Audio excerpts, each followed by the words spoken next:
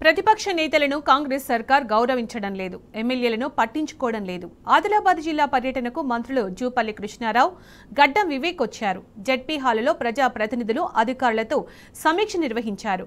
Stage మీద ఎమ్మెల్యేలు అధికారులు ఉన్నారు. బీఆర్ఎస్ మహిళా ఎమ్మెల్యే కోవా లక్ష్మికి చోటు కల్పించలేదు. ఆ విషయాన్ని బోత్ ఎమ్మెల్యే అనిల్ జాదవ్ గుర్తించారు. జూపల్లి కృష్ణారావు మాట్లాడుతుండగా స్టేజ్ పైకి కోవా లక్ష్మిని తీసుకొచ్చారు. తన కుర్చీని ఎమ్మెల్యేకి ఇచ్చి కూర్చోమన్నారు. బీఆర్ఎస్ మహిళా ఎమ్మెల్యేను మంత్రి జూపల్లి కృష్ణారావు అవమానించారని అనిల్ జాదవ్ మండిపడ్డారు. రేవంత్ సర్కారు తీరు మార్చుకోవాలని హితవు పలికారు.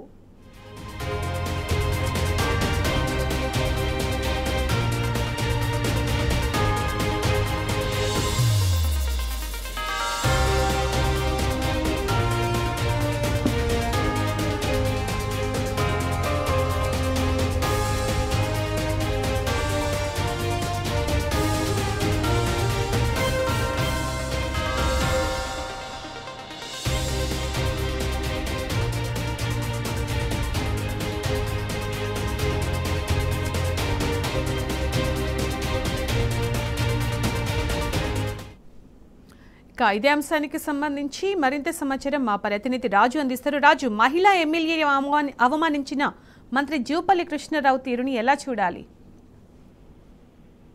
ఇంకా ఆదిలాబాద్ జిల్లా సమీక్ష సమావేశం ఈరోజు ఆదిలాబాద్ జిల్లా కేంద్రం జరిగింది.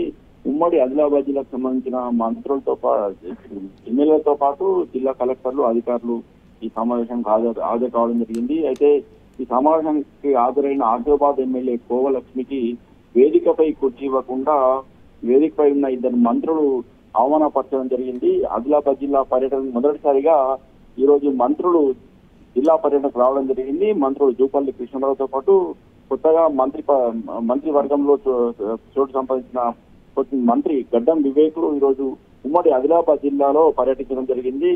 పర్యటించిన నేపథ్యంలో ఉమ్మడి ఆదిలాబాద్ జిల్లా అభివృద్ధిపై సమీక్షా సమావేశం ఏర్పాటు చేశారు. ఈ సమీక్షా సమావేశానికి 4 జిల్లాల కలెక్టర్లు, ఆదిలాబాద్ జిల్లాతో పాటు మంచిర్యాల, ఆసిఫాబాద్, కొమరం ఆసిఫాబాద్, నిర్మల్ జిల్లాకు సంబంధించిన జిల్లా కలెక్టర్లు, ఎస్పీలు, అలాగే వివిధ శాఖల అధికారులు, 10 నియోజకవర్గాల ఎమ్మెల్యేలు ఈ సమావేశానికి హాజరు కావడం జరిగింది. అయితే సమావేశానికి హాజరైన సందర్భంగా వేదికపై కూర్చునేందుకు కుర్చీ లేకపోవడంతో ఆసిఫాబాద్ ఎమ్మెల్యే కోవా లక్ష్మి వేదిక కింద ఎదురుగా అధికారులతో పాటు కూర్చోవడం జరిగింది.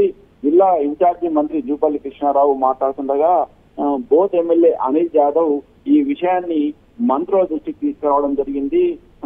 ఆసిఫాబాద్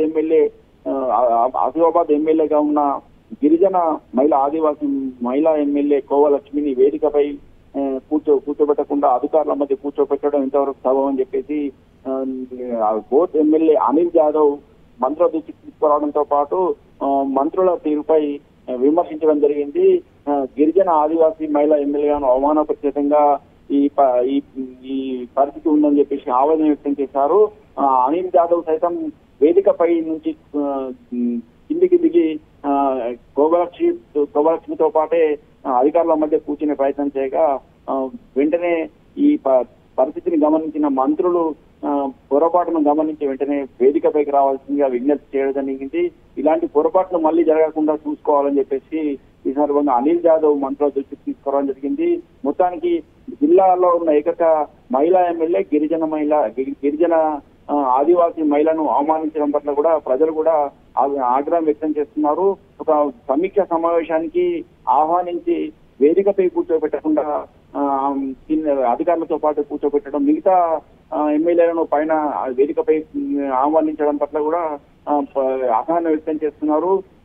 ఖచ్చితంగా జిల్లాకు వచ్చిన మంత్రులు జూపల్లి కృష్ణారావుతో కూడా గడ్డం వివేకులు మంత్రిని ఎమ్మెల్యేలను అవమానపరిచే విధంగా ప్రవర్తించడం పట్ల కూడా ఆగ్రహం వ్యక్తం చేయడం జరుగుతుంది.